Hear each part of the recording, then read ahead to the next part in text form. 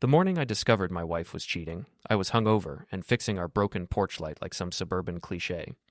Sarah was inside, supposedly getting ready for another important client meeting, but I could hear her laughing through the kitchen window. Not her usual tired laugh, the kind she used to give me when I told bad jokes. This was different. Musical, the way she used to laugh when we first met. If she's working late again, I'm a goddamn vegan. I'm Dave Mitchell, 43 years old, and I run a small security consulting firm called Safeguard Solutions. Nothing fancy, mostly installing alarm systems for local businesses and doing background checks for hiring managers. It pays the bills, keeps our 17-year-old daughter Emma in her private school, and funds Sarah's expensive taste in wine, or at least it used to. Baby, I'll call you back. Sarah's voice drifted through the window. Dave's outside being his usual handyman self. Baby? Since when did she call anyone baby except me? And even that had stopped about 2 years ago. I crept closer to the window, screwdriver still in hand. The autumn wind was picking up, rattling the loose shingles on our once pristine colonial home. This neighborhood used to be the pride of Millbrook. Tree-lined streets, well-maintained lawns, the kind of place where everyone knew each other's business but pretended they didn't. Now half the houses had for sale signs, and the other half looked like ours, tired, dated, echoing with the ghosts of better times. I can't wait to see you tonight, Sarah continued, her voice dropping to that sultry tone I hadn't heard in months. The Marriott downtown, right? Room 4 on 12? My grip tightened on the screwdriver. The Marriott downtown was where we'd spent our 10th wedding anniversary, where Emma had been conceived, where Sarah had once told me I was the only man she'd ever truly loved. Yes, I'll wear the red dress, the one you bought me. Red dress? What red dress? Sarah hadn't bought anything red in years. Said it made her look desperate. I backed away from the window, my heart hammering against my ribs. 20 years of marriage, and this was how I found out. Eavesdropping like some paranoid suburban stereotype while she planned her evening with another man. The front door opened, and Sarah emerged in her power suit. Navy blue, perfectly tailored, the one she wore when she needed to impress people. Her blonde hair was styled in that effortless way that actually took an hour to achieve, and she was carrying the leather briefcase I'd bought her for her promotion to senior project manager at TechFlow Solutions. Morning, honey, she said, not quite meeting my eyes. Don't forget Emma has that parent-teacher conference Thursday. I might be working late again. Working late? Right. Which client? I asked, trying to keep my voice casual. Oh, the Henderson account. Very demanding. She kissed my cheek. A quick peck, like she was checking off a box on her to-do list. Love you. The Henderson account had closed 3 months ago. I watched her drive away in her silver BMW, the one she'd insisted we lease because image matters in the tech world. As her taillights disappeared around the corner, I felt something cold and bitter settle in my stomach. Not just betrayal. I'd suspected something was off for months. This was the crystallizing moment, the one where suspicion becomes certainty and certainty becomes rage. My phone buzzed. Text from my MMA coach, Ray Torino. You coming in today? You missed yesterday and Monday. Getting soft on me, Mitchell? Ray's gym was my sanctuary, a gritty, no-nonsense place where middle-aged guys like me could pretend we were still tough. I'd started going there 2 years ago when Sarah began working longer hours, claiming she needed space to focus on her career. The heavy bag didn't judge. It just absorbed whatever anger I threw at it. Be there in an hour, I texted back. But first, I needed to know more. I went inside and found Sarah's iPad on the kitchen counter, the one she used for work, but often forgot to take with her. She'd always been careless with technology, despite working in tech herself. Said she trusted me completely. The irony would have been funny if it weren't so devastating. I opened the device. No password. Another sign of her misplaced trust. Her Messages app was still open, and there it was. A conversation thread with someone named AK. Can't stop thinking about last night. Read the most recent message from AK. You're incredible, Sarah. Dave has no idea what he's missing. My hands started shaking. I scrolled up through weeks of messages. Explicit texts, photos I couldn't bring myself to look at closely, plans for secret meetings, hotel rooms, restaurants I'd never heard of. A whole other life I knew nothing about. He's been so distant lately, Sarah had written. Always at that stupid gym, always complaining about work. I need someone who appreciates me. You deserve so much better, AK had replied. Someone successful, someone who can give you the life you want. I kept scrolling, my rage building with each message. There were references to my business, how it was going nowhere, how I was stuck in the past, how she was embarrassed when her colleagues asked what her husband did for a living. Then I found the photos, not just of them together, but of me. Pictures Sarah had taken without my knowledge. Me in my work clothes, looking tired and defeated. Me at the gym, sweaty and unflattering. Screenshots of our joint bank account with sarcastic comments about my pathetic income. "Look at this," she'd written to AK, attaching a photo of me sleeping on the couch after a long day. "This is what I come home to. No ambition, no drive, just Dave the security guy." The final message in the thread was from this morning. "See you tonight, gorgeous. I've got champagne and a surprise that's going to change everything." I set the iPad down carefully, my hands surprisingly steady now. The shaking had stopped, replaced by something colder and more focused. I'd heard about moments like this, when betrayal transforms into clarity, when hurt becomes purpose. My phone rang. Emma calling from school. "Dad, can you pick me up early today? I'm not feeling well." "Of course, sweetheart. I'll be there in 20 minutes. "Thanks. And Dad? Is everything okay at home? Mom's been acting weird lately, and you guys barely talk anymore." "Smart kid. Too smart for her own good sometimes." "Everything's fine," I lied. "Just some work stress. Nothing for you to worry about." But as I hung up and grabbed my keys, I knew nothing would ever be fine again. The man who'd spent 20 years playing by the rules, trusting his wife, believing in his marriage, that man was gone. What was left was something harder, angrier, and infinitely more dangerous. I had work to do. Emma was waiting outside Millbrook Prep when I pulled up, looking pale and miserable in her expensive uniform. The school cost us nearly $20,000 a year, money I'd been happy to spend when I thought we were building a future together. Now it felt like another weight around my neck, another way Sarah could demonstrate how my income wasn't quite enough for the life she wanted. "You look terrible, Dad," Emma said as she slid into the passenger seat. "Thanks for the honesty. Feeling better?" "Not really. Madison Chen was talking about some drama with her parents, and it got me thinking about you and Mom. Are you guys getting divorced?" The question hit me like a punch to the gut. "Why would you ask that?" "Because you sleep in the guest room half the time, Mom's never home, and when you are together, you both look miserable." Emma had inherited her mother's directness along with her blonde hair and blue eyes. Plus, Madison's parents went through this whole thing where they pretended everything was fine until it wasn't. I pulled into our driveway and turned off the engine. "Your mother and I are working through some things, that's all." "Is she cheating on you?" The bluntness of it took my breath away. "Emma, because if she is, I want you to know I'm on your side. You're not perfect, but at least you're here. She's been checked out for months." I stared at my daughter, this almost adult who saw more than I'd given her credit for. "Why don't you go inside and rest? I'll make you some soup." But as we walked to the front door, I noticed Mrs. Bell, our 70-something neighbor, watching us from her garden. She waved, but there was something knowing in her expression that made my skin crawl. "Dave," she called out. "How's Sarah doing? I saw her at Enzo's last week with that handsome young man. Business dinner, I assume?" Enzo's was the most romantic restaurant in town. Not exactly a place for business dinners. "Yeah, probably," I managed. "He drives that beautiful Tesla, doesn't he? Such a successful-looking gentleman.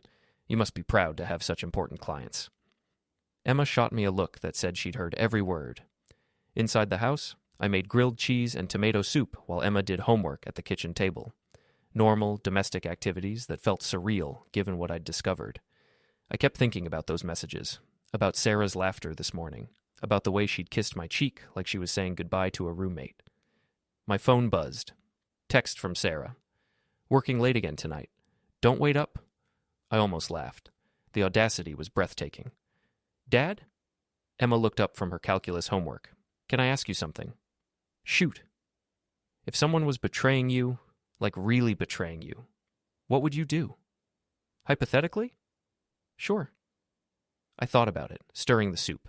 I'd want to understand why first. Then I'd figure out how to make sure it never happened again. "That's very diplomatic of you. What would you do?" Emma's smile was sharp, reminding me uncomfortably of her mother. I'd make them pay, but I'd be smart about it. At 7 o'clock, I drove to the Marriott downtown. I told Emma I was going to the gym, which wasn't entirely a lie. I planned to hit Ray's place afterward to work off whatever I was about to witness. The hotel parking garage was dimly lit, perfect for surveillance. I found a spot with a clear view of the entrance and settled in to wait. Part of me hoped I was wrong, that this was all some massive misunderstanding. Maybe AK was a female colleague, maybe those messages were taken out of context, but at 7:30, Sarah's BMW pulled up to the valet station. She stepped out wearing a red dress I'd never seen before. Form-fitting, elegant, expensive. She looked beautiful and confident, and completely unlike the tired woman who'd been sharing my bed for the past year.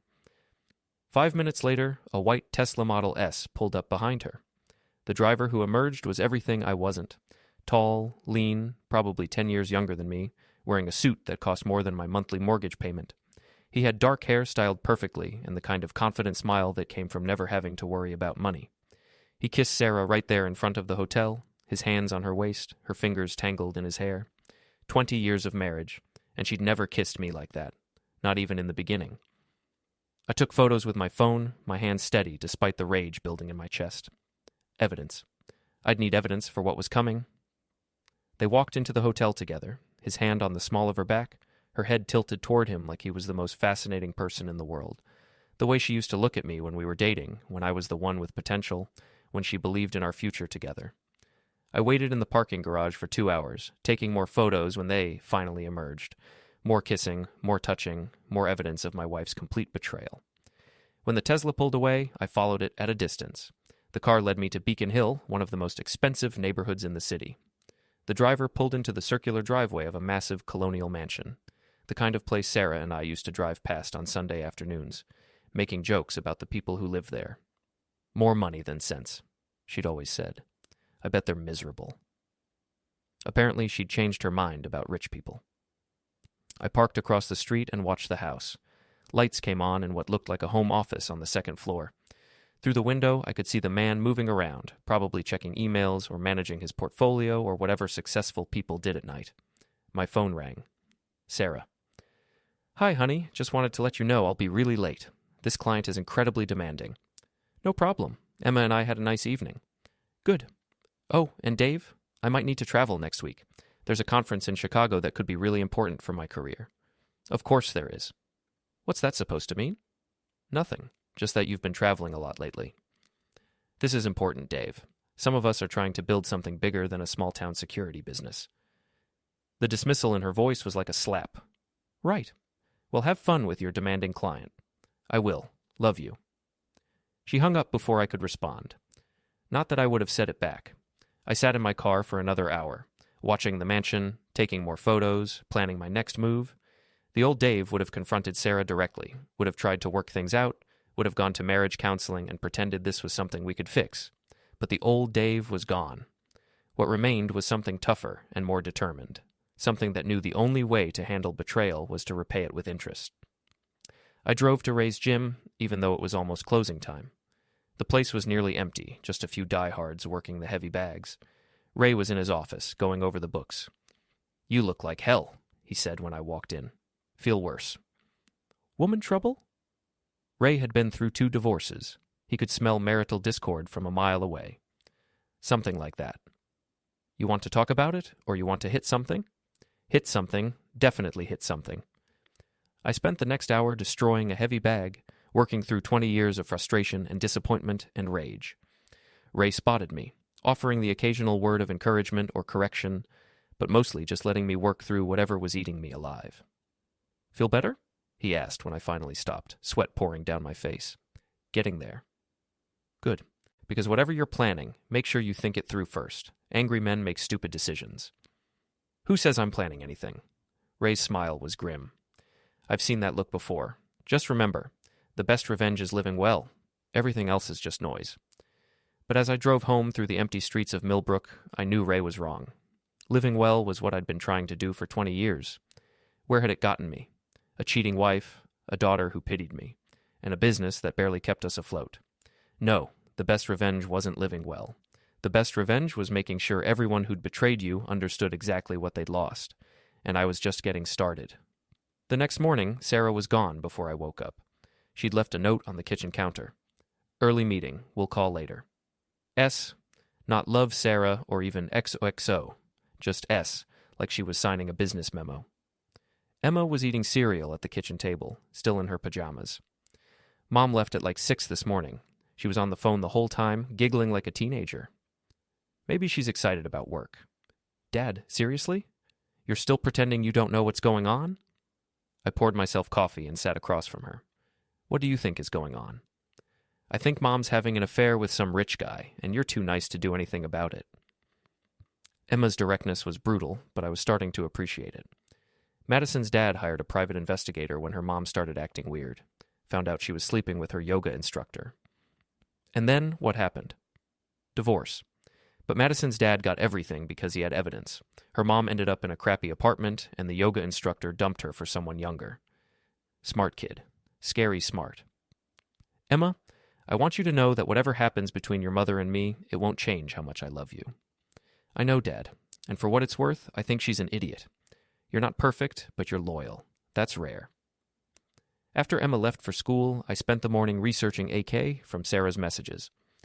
The Tesla registration led me to a man named Anthony Kellerman, 34 years old, founder and CEO of a tech startup called Innovate Tech Solutions.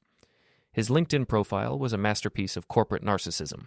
Photos of him at industry conferences, quotes about disrupting traditional paradigms, testimonials from clients about his visionary leadership. His company had raised $12 million in venture capital last year. His Beacon Hill mansion was worth $3.2 million. He drove a Tesla, owned a yacht, and according to his Instagram account, spent weekends at his cottage in the Hamptons. Everything I wasn't. I dug deeper, using some of the investigative techniques I'd learned in my security business. Anthony Kellerman wasn't just successful, he was ruthless. His company had a pattern of poaching clients from smaller firms, often using insider information to undercut their competitors. There were several lawsuits pending, all claiming unethical business practices. He was also married. The discovery hit me like a physical blow. Mrs. Anthony Kellerman was a stunning brunette named Victoria, a former model who now ran a high-end interior design firm. They'd been married for 8 years, had 2 young children, and according to their social media accounts, lived a picture-perfect life of charity galas and exotic vacations. Sarah wasn't just cheating on me, she was helping Anthony cheat on his wife. I screenshotted everything, building a digital dossier that would have impressed my old colleagues in corporate security. Photos, financial records, business connections, social media posts. Knowledge was power, and I was accumulating both. My phone rang. Ray from the gym. You free for lunch? There's something I want to discuss. We met at Murphy's Diner, a greasy spoon downtown where the coffee was strong and the conversations were private. Ray looked uncomfortable, which was unusual for a man who'd spent 15 years as a Boston cop before opening his gym. I'm going to ask you something, and I want you to think before you answer, he said after we'd ordered. Are you planning to hurt someone? What kind of question is that?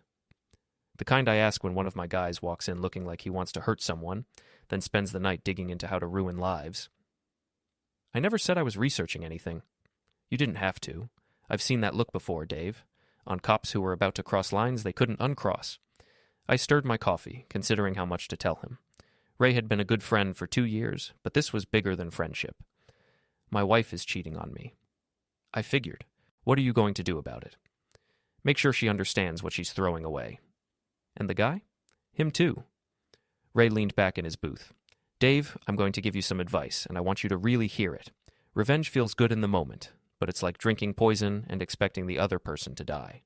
You'll destroy yourself trying to destroy them. Maybe. Or maybe I'll finally stand up for myself. There's a difference between standing up for yourself and becoming someone you don't recognize. But I was already someone I didn't recognize. The Dave who'd trusted blindly, who'd worked hard and played by the rules, who'd believed that love and loyalty were enough. That man was gone. What was left was someone harder, smarter, and infinitely more dangerous. That afternoon, I installed hidden cameras in our house. Not in the bedrooms, I wasn't that kind of voyeur, but in the living room, kitchen, and Sarah's home office. Professional-grade equipment that I justified as security upgrades in case Sarah asked, which she wouldn't because she'd stopped paying attention to anything I did months ago.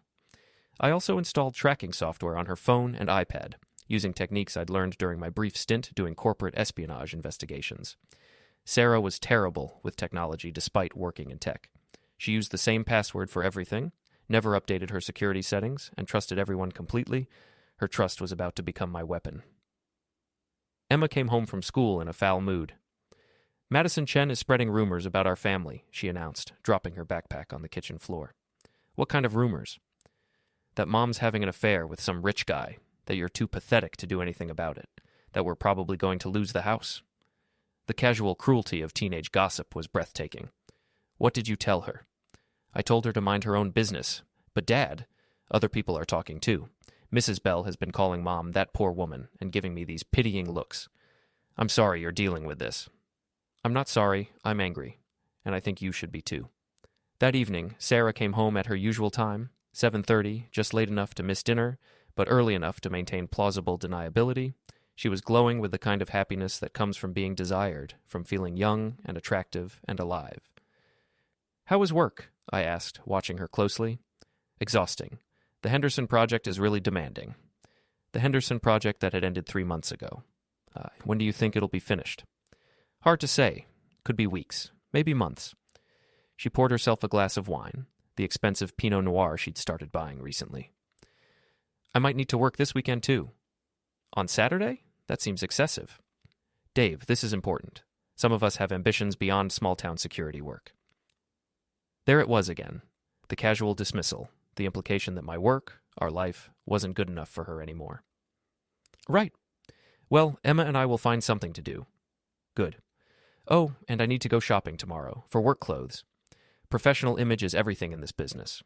Work clothes, like that red dress she'd worn to meet Anthony Kellerman. After Sarah went to bed, I reviewed the footage from my hidden cameras. Nothing incriminating yet, but I was patient. Sooner or later, she'd slip up. They always did. I spent the rest of the evening planning my next moves. Phase 1 was information gathering, understanding my enemies, documenting their weaknesses, building leverage. Phase 2 would be psychological warfare, making them understand that their actions had consequences. Phase 3 would be total destruction. Career, reputation, relationships, everything they valued. It was a long-term strategy, the kind of patient, methodical approach that had made me successful in the security business. Sarah thought I lacked ambition, but she was wrong. I'd just been applying my ambition to the wrong targets. My phone buzzed. Text message from an unknown number. Your wife is a whore, and everyone knows it. Someone else knew about Sarah's affair. Someone with enough malice to send anonymous texts. I tried calling the number back, but it went straight to voicemail. No name, no message, just silence. A new player had entered the game. The question was, were they an enemy or an ally? Either way, things were about to get much more complicated. The anonymous text haunted me all night. By morning, I'd received 3 more messages from the same number. Check the Riverside Hotel, room 237, tonight at 8. She's not the only one being unfaithful. Some secrets are worth knowing. I tried to focus on work, but my mind kept drifting to those messages. Who else knew about Sarah's affair? And what did they mean about her not being the only unfaithful one? Emma noticed my distraction at breakfast. You look like you haven't slept. Just work stuff. Dad, you're a terrible liar. What's really going on? Before I could answer, Sarah breezed into the kitchen wearing a new outfit I'd never seen, a designer dress that probably cost more than I made in a week. She looked beautiful and confident and completely untouchable. Morning, family, she said, grabbing her coffee and briefcase. I'll be late again tonight. Important client dinner. Which client? I asked. The Morrison account. Very high maintenance. Another lie. We'd never had a Morrison account. Have fun, I said, my voice carefully neutral. After Sarah left, Emma fixed me with a stare that reminded me uncomfortably of her mother. Dad, I know you know about Mom's affair. The question is, what are you going to do about it? Emma, because if you're just going to sit there and take it, I'm going to lose all respect for you. The words hit like a physical blow. My own daughter thought I was weak. It's complicated. No, it's not. She's cheating. You have evidence. Either fight back or don't. But stop pretending this is normal. She was right, of course. But fighting back meant crossing lines I'd never crossed before, becoming someone I'd never been. The question was, did I have a choice? That afternoon, I drove to the Riverside Hotel. It was a mid-level business hotel downtown, the kind of place where traveling salesmen stayed and office workers had affairs they couldn't afford to have at the Marriott. Room 237 was on the second floor. I knocked softly. It's open, called a familiar voice. I stepped inside and froze. Sitting on the bed was Melissa Torres, Sarah's best friend from college and the maid of honor at our wedding. She was smoking a cigarette and wearing a hotel bathrobe, her dark hair tousled like she'd just woken up. Hello, Dave. Thanks for coming. Melissa, you sent those texts? Guilty as charged. She stubbed out her cigarette and stood up. We need to talk. About what? About your wife, about my husband, about the fact that they've been screwing each other behind our backs for 6 months. The room spun around me. Your husband? Anthony Kellerman, my husband of 3 years, the father of my 2 children, the man who's been telling me he works late while he's actually banging your wife in expensive hotels. I sat down heavily in the room's single chair. You're Victoria Kellerman. I was Victoria Torres when you knew me.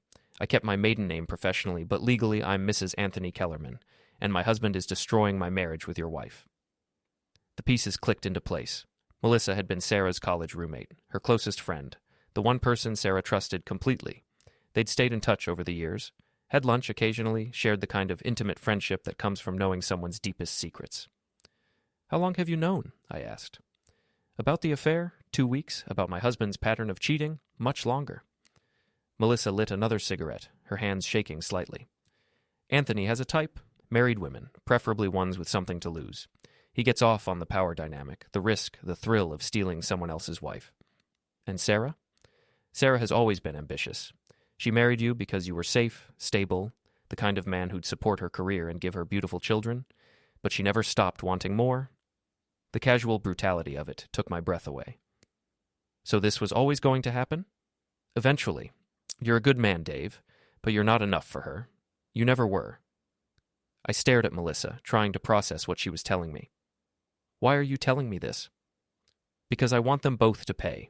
Anthony has humiliated me for the last time, and Sarah was supposed to be my friend. She knew about my marriage problems, knew Anthony was a cheater, and she decided to become his latest conquest anyway. What do you want from me? Melissa smiled, and for the first time I saw the resemblance to her college self, the sharp, ambitious woman who'd been Sarah's partner in crime during their sorority days. I want to destroy them both, professionally, personally, completely, and I think you're exactly the right person to help me do it. She opened her laptop and showed me a folder full of documents, financial records, email exchanges, photos, recordings. I've been gathering evidence for months. Anthony's been embezzling from his company, using client funds to pay for his affairs. Sarah's been feeding him inside information from her company, helping him steal clients and undercut competitors. That's corporate espionage. That's felony fraud. They could both go to prison. I scrolled through the documents, my mind racing. This wasn't just about infidelity anymore. This was about crime, conspiracy, the kind of white-collar corruption that destroyed lives and careers. What's your plan? Phase 1. We document everything. Every meeting, every transaction, every lie they tell. Phase 2. We destroy their reputations. Social media, professional networks, mutual friends. Everyone needs to know what they really are. Phase 3. We send everything to the FBI and watch them burn. It was elegant, thorough, and completely ruthless. Everything the old Dave would have been horrified by. I'm in, I said. Melissa's smile was sharp as a blade. I was hoping you'd say that. We spent the next 2 hours planning our campaign. Melissa had resources I lacked: money, connections, insider knowledge of Anthony's business dealings. I had skills she needed: surveillance expertise, investigative techniques, the kind of patient, methodical approach that came from years in security work.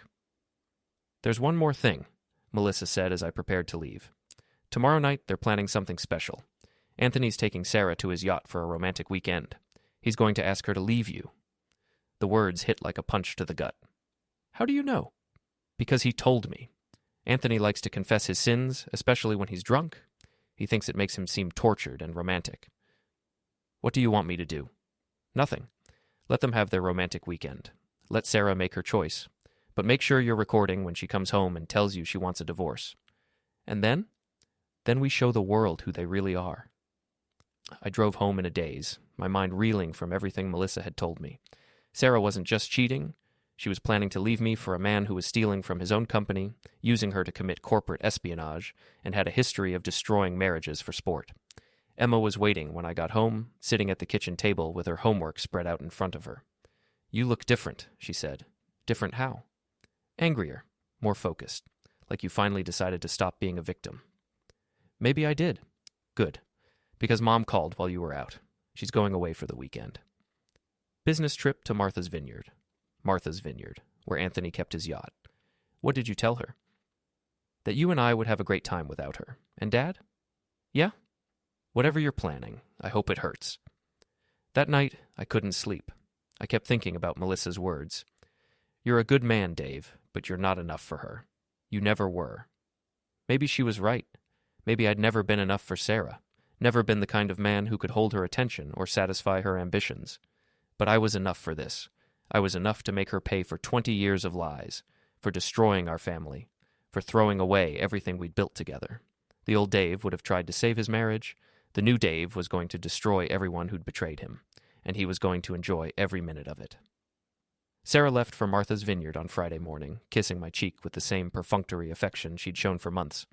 She was practically glowing with excitement, humming as she packed her business trip wardrobe, clothes I'd never seen before, purchased with money from our joint account.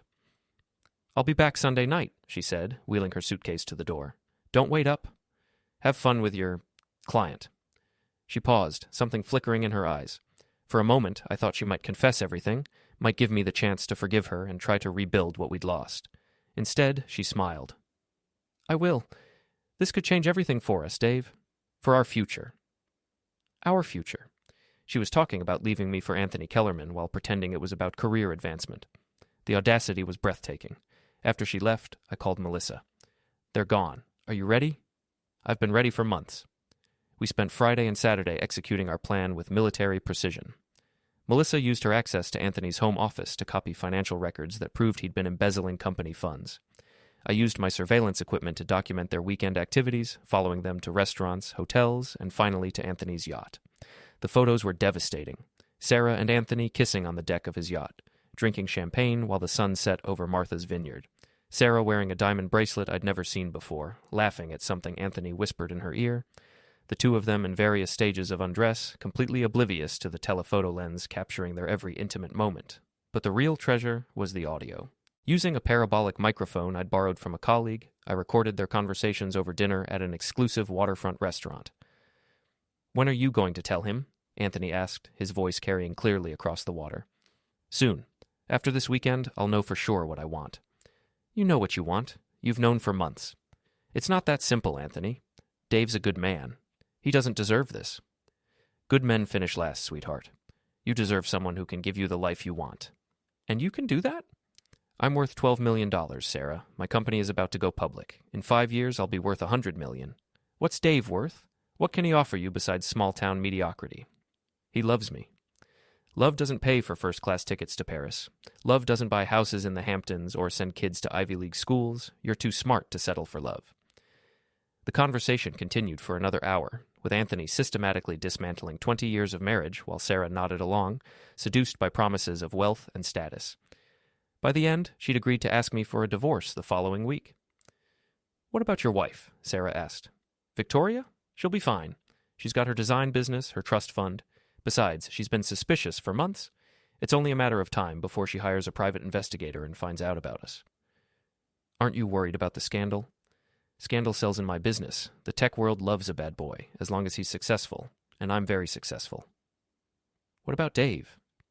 "What about him? He's a nobody, Sarah. A small-town security guy who never had the balls to dream bigger. He'll survive. Men like that always do." Men like that. As if I were some subspecies, too pathetic to matter. Sunday night, Sarah came home glowing with happiness and expensive wine. She'd made her decision, and it showed in every gesture, every smile, every casual dismissal of the life we'd built together. Emma was at a friend's house, which was perfect. I wanted this conversation to be private. "How was your business trip?" I asked, my hidden cameras recording every word. "Productive. Very productive." Sarah poured herself a glass of wine and sat across from me in our living room. "Dave, we need to talk." "About what?" "About us, about our future, about the fact that we've been drifting apart for years." "Have we?" "You know we have. We're different people than we were when we got married. We want different things."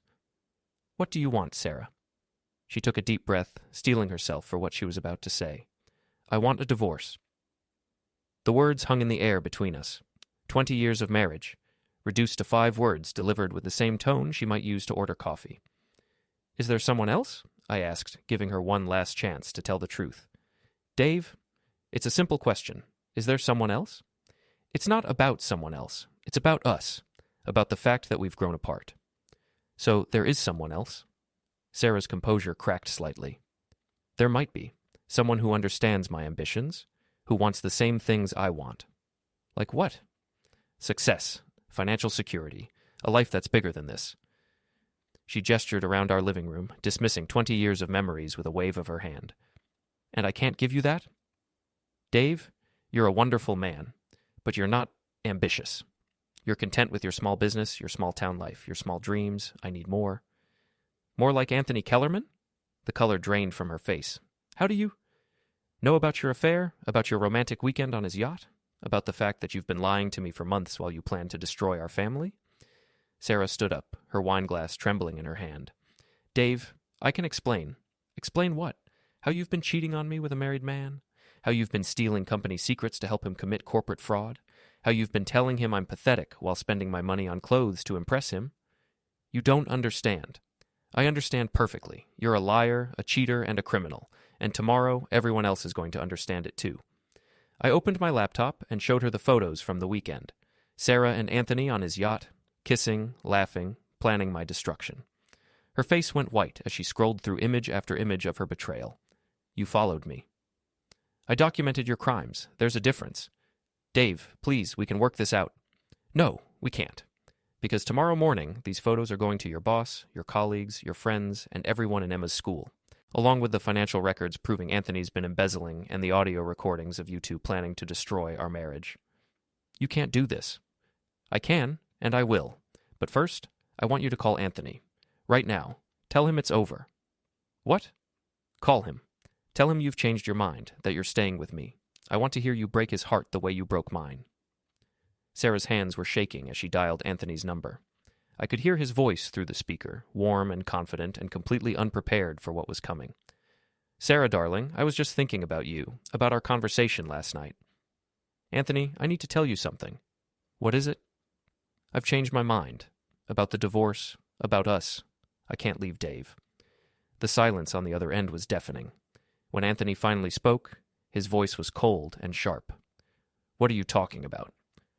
I'm sorry, but I can't do this. I can't destroy my family. Sarah, we talked about this. You said you were ready. I was wrong. I'm sorry, but it's over. You're making a mistake. A huge mistake. Maybe, but it's my mistake to make. She hung up before he could respond. Her hands were shaking so badly she could barely hold the phone. There, she said. I did what you wanted. Now can we please talk about this rationally? There's nothing rational about 20 years of lies, Sarah. Nothing rational about planning to destroy our family for a man who's been stealing from his own company. What do you mean? I showed her the financial records Melissa had copied from Anthony's office. Bank transfers, falsified invoices, client funds diverted to personal accounts.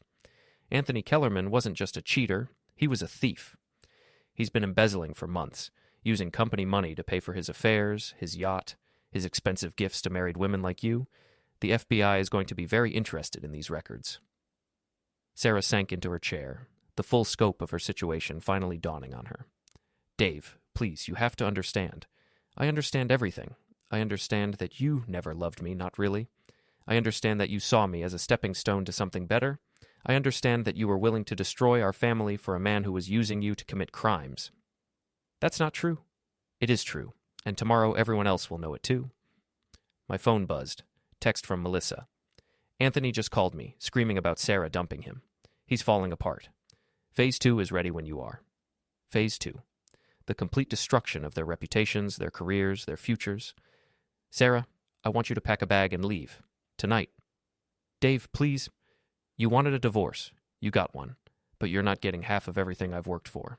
You're not getting alimony. You're not getting anything except the knowledge that you destroyed the best thing that ever happened to you for a criminal who was using you. Where am I supposed to go? Call Anthony. Oh, wait, you just dumped him. Call a hotel. Call your mother. Call anyone except me. Sarah was crying now, mascara running down her cheeks. The confident woman from this morning replaced by someone broken and desperate. Dave, I made a mistake. A terrible mistake. But we can fix this. We can go to counseling. We can't fix 20 years of lies, Sarah. We can't fix the fact that you were willing to destroy our family for money and status. We can't fix the fact that you never really loved me. She tried to argue, to negotiate, to find some way back from the precipice she'd created. But it was too late. The old Dave might have forgiven her, might have tried to rebuild their marriage on the ashes of her betrayal. But the old Dave was gone. What was left was someone harder, colder, and infinitely more dangerous. Someone who understood that the only way to deal with betrayal was to return it with interest. As Sarah packed her bags and prepared to leave the house we'd shared for 20 years, I felt something I hadn't experienced in months. Peace.